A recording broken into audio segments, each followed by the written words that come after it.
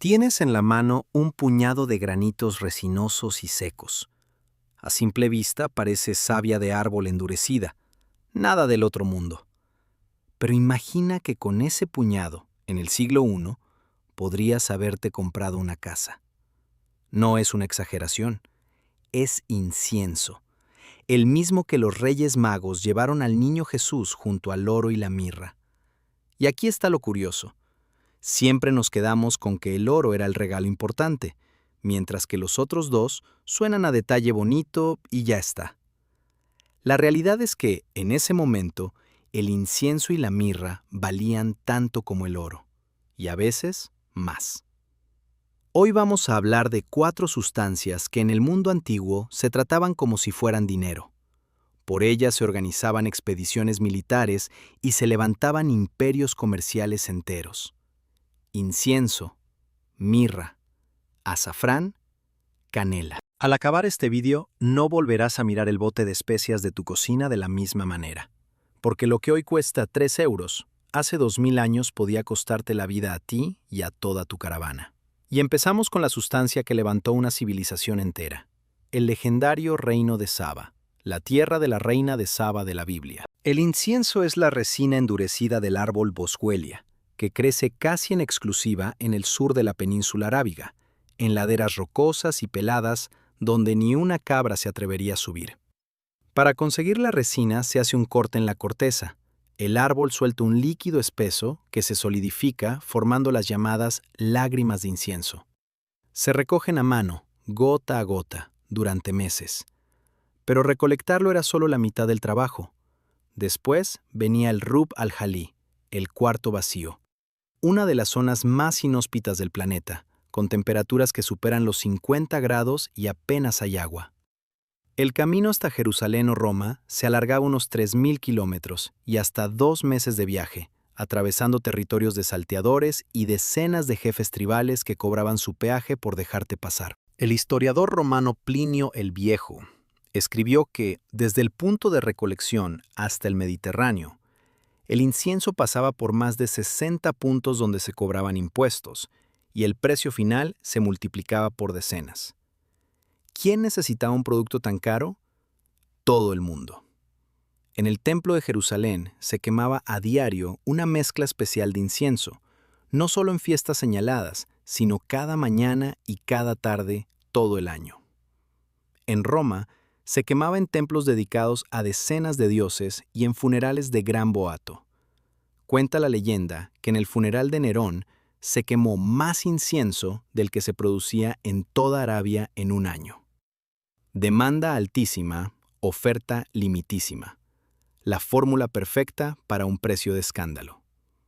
El reino de Saba se enriqueció literalmente con el tránsito de esta mercancía.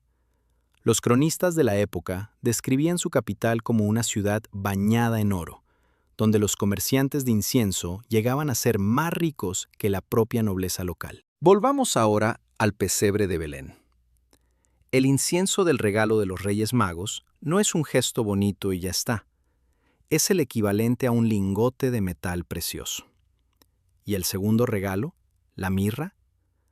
Muchos dan por hecho que es otra resina más, casi lo mismo que el incienso.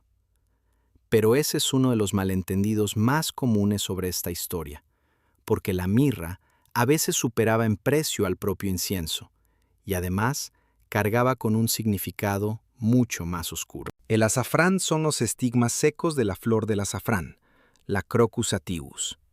Para conseguirlo, hay que sacar a mano del interior de cada flor 3 hebras diminutas, más finas que un cabello. 3 hebras por flor. Para conseguir un solo kilo de azafrán seco, hacen falta las hebras de unas 150.000 flores, recogidas al amanecer, a mano, antes de que el sol marchite los pétalos. La técnica no ha cambiado en 2000 años. Nunca se ha conseguido mecanizar este proceso. En el mundo antiguo, el azafrán se cultivaba en Cilicia, Persia y Creta, y su estatus era casi sagrado. En Roma, se usaba como tinte para la ropa de la aristocracia, como ingrediente de perfumes, como medicina y como elemento ritual. Durante los desfiles importantes, literalmente esparcían azafrán por las calles para perfumarlas. Según los cronistas de la época, el emperador Nerón mandaba cubrir de azafrán su camino cada vez que entraba en Roma, un derroche calculado para dejar clara su magnitud como emperador. Los historiadores calculan que en algunas épocas una libra de azafrán llegaba a valer una libra de oro, e incluso más. Tiene su lógica si pensamos en las 150.000 flores recogidas a mano que hacen falta para un solo kilo. ¿Aparece el azafrán directamente en los textos sobre Jesús? No de forma tan explícita como el incienso y la mirra, pero en la tradición culinaria y médica de la región, desde luego que estaba presente como un producto de lujo, al alcance de sacerdotes y comerciantes de Judea, una región situada justo en el cruce de rutas comerciales entre Persia, Egipto y Roma, aunque para un simple carpintero de Nazaret, ese lujo era del todo inaccesible. Recuerda el episodio del Evangelio en el que una mujer derrama sobre Jesús un perfume carísimo, y los presentes se indignan porque podría haberse vendido para dar el dinero a los pobres. Esa frase, dicha casi de pasada, deja al descubierto toda la realidad económica de la época. Los perfumes y especias de lujo se medían literalmente en salarios anuales de un trabajador. Ya hemos visto 3 sustancias, y las 3 están conectadas con el mundo en el que vivió Jesús. Pero queda una cuarta cuya historia es, de lejos, la más disparatada de todas. Sobre ella corrían leyendas de aves gigantes que la custodiaban en acantilados imposibles.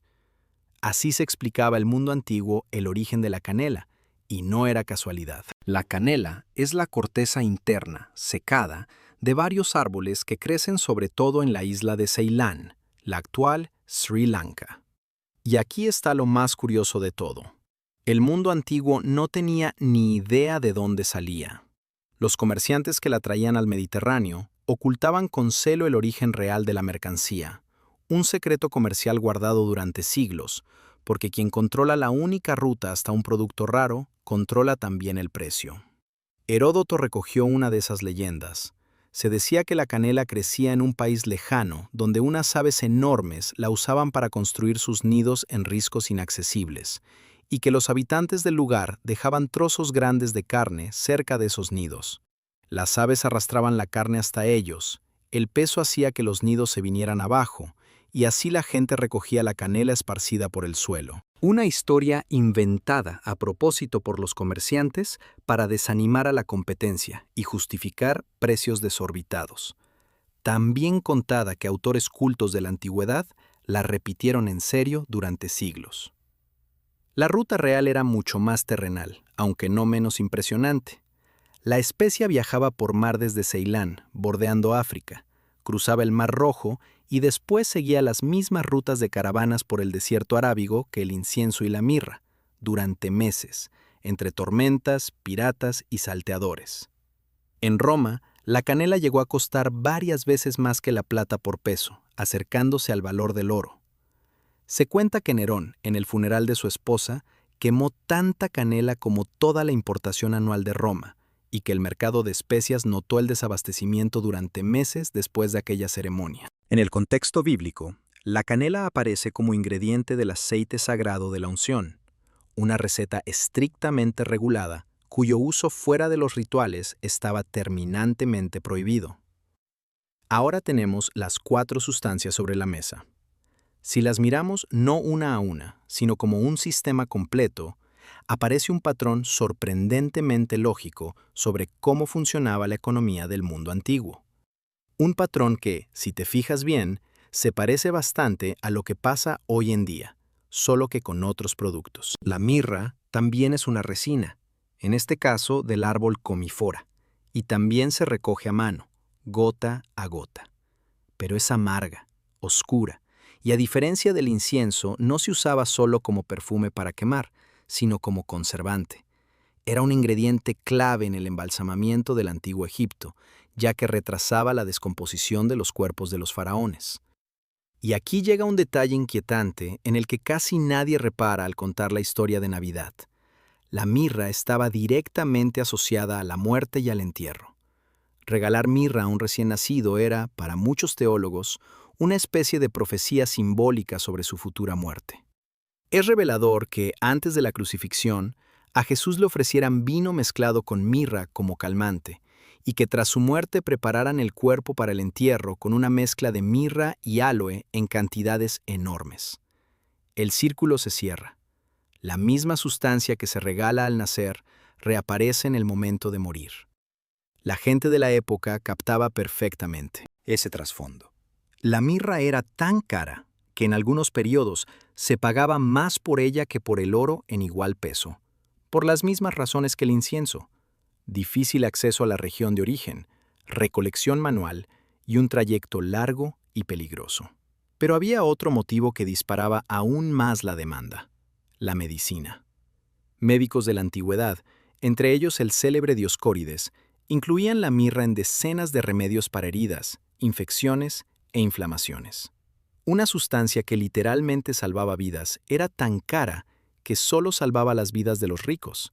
El resto de la gente moría de infecciones que los romanos adinerados curaban con esta resina importada. ¿Por qué en el mundo antiguo unos pocos productos vegetales decidían el destino de reinos enteros y quién sobrevivía y quién no?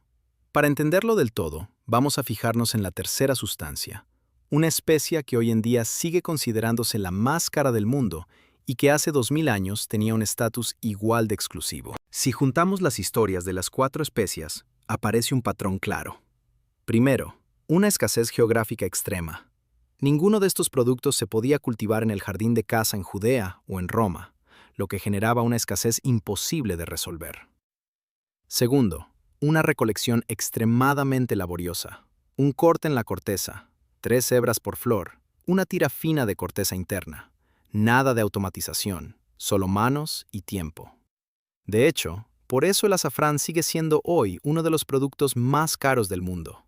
El proceso de recolección no ha cambiado en 2000 años. Tercero, un transporte largo y peligroso. Miles de kilómetros a través de desiertos y mares, con decenas de intermediarios que se llevaban su comisión en cada tramo. Y cuarto, la condición más humana de todas, una demanda insaciable, movida no por una necesidad práctica, sino por la religión y el estatus social. Sin incienso no se entendía el culto en el templo, sin mirra, un entierro digno, sin azafrán ni canela, no había forma de exhibir riqueza y poder. Por eso, cuando los Reyes Magos ponen ante el niño oro, incienso y mirra, no es un surtido casual de cosas bonitas.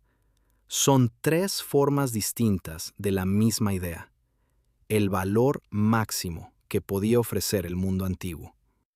El oro, el valor material absoluto. El incienso, el valor espiritual y ritual reservado a los templos.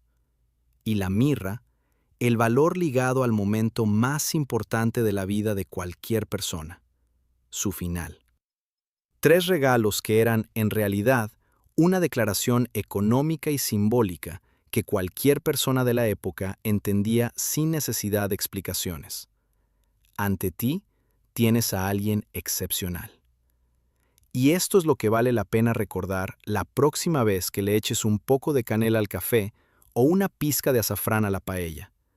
Lo que hoy cuesta un par de euros en el supermercado, hace siglos fue la razón por la que se organizaban caravanas, se levantaban reinos y miles de personas se jugaban la vida cruzando el desierto más duro del planeta. Incienso, recolectado gota a gota en los riscos del sur de Arabia.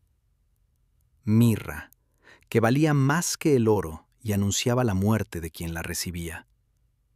Azafrán, que exige 150,000 flores para un solo kilo. Y canela, cuyo origen se ocultó siglos enteros tras leyendas de aves gigantes. 4 sustancias sobre las que se levantó la economía del mundo antiguo, y 2 de ellas estaban en el pesebre, junto a un niño cuya historia llevamos contando 2000 años. Si este video te ha abierto los ojos a un mundo en el que nunca habías pensado, dale a like y suscríbete. Lo que viene ahora es aún mejor.